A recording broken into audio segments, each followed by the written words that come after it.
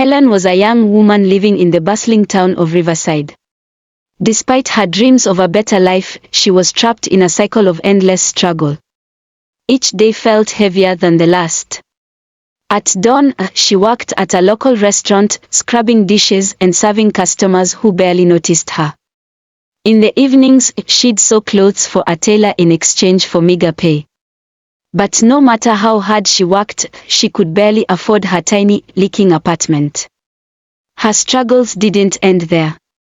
Once, her landlord threatened to evict her over late rent, forcing her to sell her beloved bracelet, a gift from her late mother.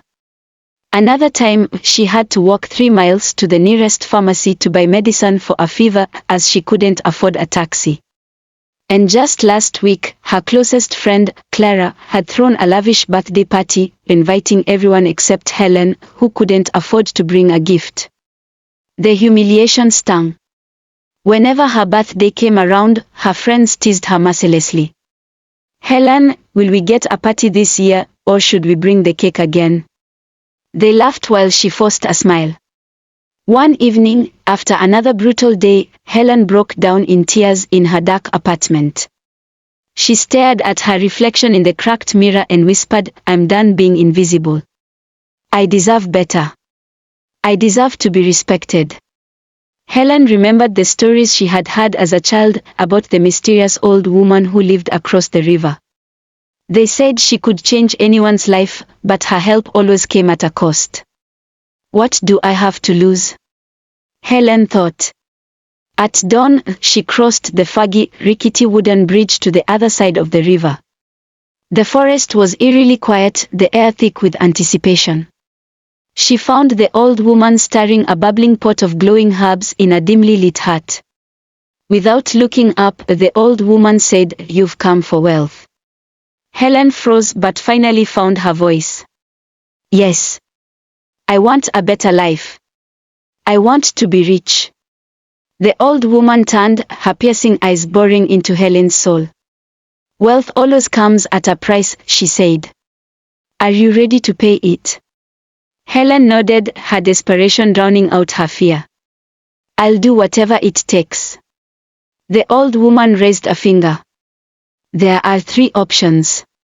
You must either give me your womb, your father, or," she paused, her voice growing darker, "you must offer a soul every year on your birthday." Helen's breath caught. Her womb. The idea of never having children filled her with sorrow. Her father. The man who had supported her unconditionally. She couldn't imagine losing him. The birthday sacrifice.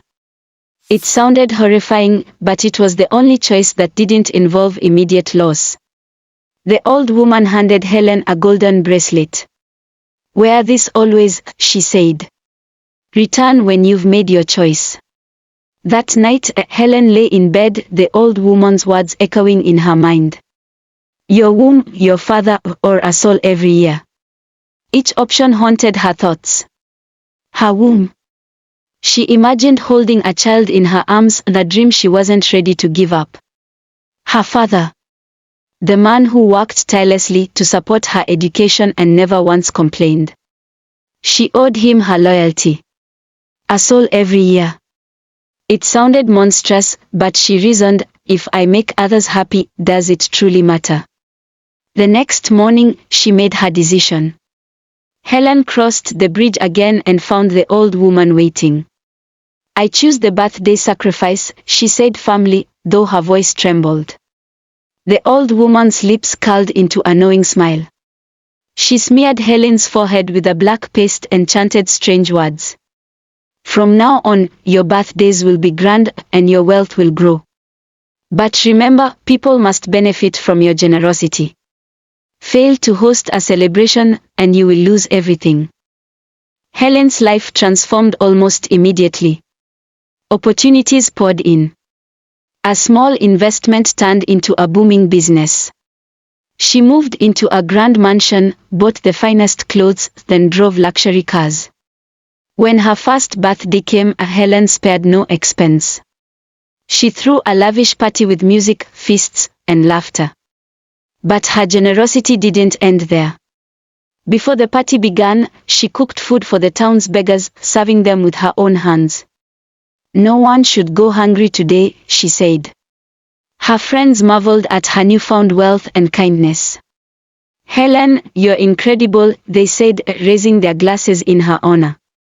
But as the night ended, Helen noticed something strange. One guest, a distant acquaintance, fell ill and passed away before dawn. A chill ran down her spine, but she dismissed it as coincidence. Each year, Helen's celebrations grew bigger, and her wealth multiplied.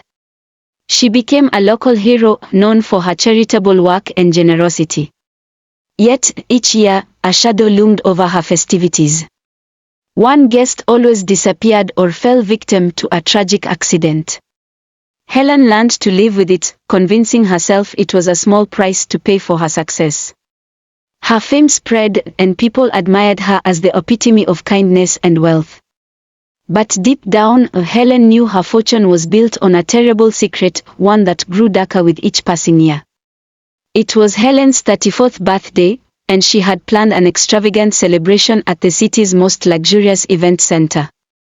The invitations were sent out weeks in advance, the caterers hired, and the theme finalized. But just days before the event, the town of Riverside descended into chaos. A massive protest against corruption turned violent, filling the streets with tear gas, flames, and fear.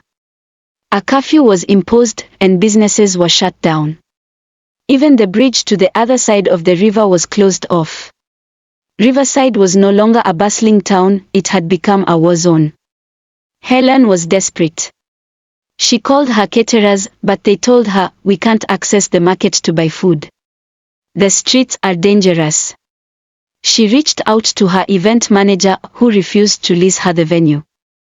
"No one's going to risk their lives for a party, Helen," he said. Determined not to break her pact, Helen decided to host the party in her mansion. She begged her friends to come. "Just come for a small meal," she pleaded over the phone. But the responses were the same. "We wish you a happy birthday, Helen, but we can't risk our lives to celebrate." By evening, her mansion was eerily quiet. The tables were set, the candles lit, but no one came. Helen sat alone in her sitting room, her heart pounding as the clock ticked closer to midnight. At exactly 11:30 p.m., a cold breeze swept through the room, and the old woman appeared, her eyes glowing in the dim light. Helen jumped up, trembling with fear. "Please," she begged, falling to her knees. "It's not my fault. There's unrest in the town. No one could come. Please give me more time." The old woman's face was stern. "I warned you, Helen. You made a deal. Wealth always has a price, and you have failed to pay it." Tears streamed down Helen's face. "I'll make it right. Just give me another chance." The old woman shook her head. "You have 30 minutes. Either a soul is sacrificed, or you will be the sacrifice." Helen ran out from her house in panic, knocking on her neighbors' doors. She burned and shouted, "Please, just take a gift from me. Please help me." But the neighbors, terrified by the unrest outside, thought she was a criminal. They stayed silent, afraid to open their doors. Helen ran out into the dark, empty streets, her breath ragged and her heart racing. She checked her watch, it was 11:50 p.m. 10 minutes left. She screamed into the night, "Is anyone out there? Please." As the minutes ticked away, she ran blindly, her mind racing with fear and desperation. But no one answered her cries, and no one came to her aid. When morning came, Helen was gone. Her mansion stood eerily open, the candles burned out. The townspeople searched for her, but she was never found. Some whispered that the old woman had claimed her. Others said she had vanished into the darkness. Helen's story teaches us that desperation can lead people to make deals they don't fully understand. Her longing for wealth blinded her to the consequences of her choices. Just as it is difficult to live in poverty, it is far worse to gain wealth through evil means. The conditions tied to such deals often become unbearable, as Helen discovered when civil unrest made it impossible for her to fulfill her pact. Life is full of uncertainties. A lot of unforeseen conditions can make even the simplest commitments impossible to keep. Helen's story shows how external circumstances can disrupt even the best laid plans. Helen's pursuit of riches led to her downfall. True happiness and respect cannot be bought with money, they are earned through genuine relationships, hard work, and integrity. The old woman's offer seemed like a quick fix, but it came with a heavy cost. This reminds us to think twice before accepting tempting offers that seem too good to be true. And so Helen's story is a cautionary tale about the dangers of seeking shortcuts to success and the heavy burden of deals made in desperation. Sometimes, the price is far greater than we can ever imagine.